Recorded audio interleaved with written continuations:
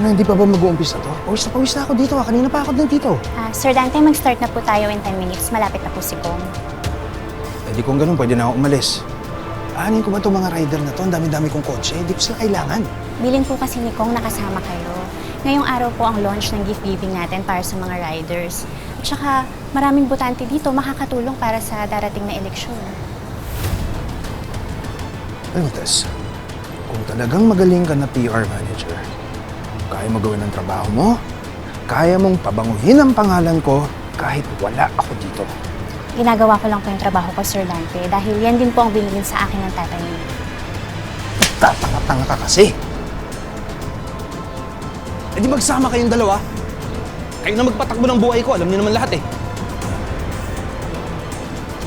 Ate, tama na yan. Gusto mo bang makita ng mga taong totoong ugali mo? Pa, masyado pang maaga para mangampanya.